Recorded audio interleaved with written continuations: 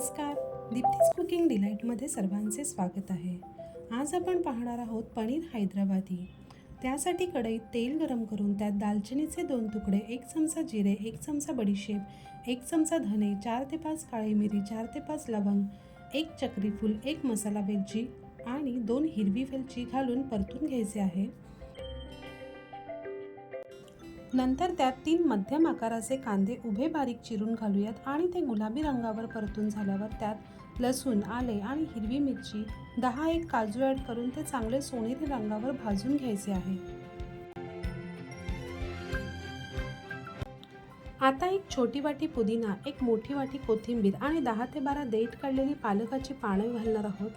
हे सर्व मऊ झाले की थंड करून मिक्सरला वाटून घ्यायचे आहे। नंतर कढईत थोडे तेल आणि बटर घालून त्यात जिरे आणि हिंगाची फोडणी दिली आहे। मग त्यात तयार केलेले वाटलेले वाटण घालून 5 मिनिटे परतून घ्यायचे आहे।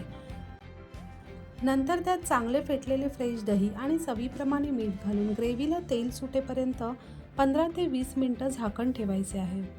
आता त्यामध्ये थोडी हळद आणि लाल मिरची पावडर घालून चांगले परतून घ्यायचे आहे।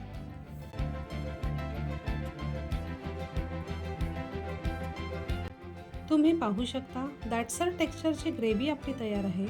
आता त्यात 350 ग्रॅम पनीर अशा प्रकारे कापून घेऊन ॲड केलेले आहे। इथे पनीर तुम्ही फ्राय करूनही घेऊ शकता, पण मी इथे असेच घालत आहे।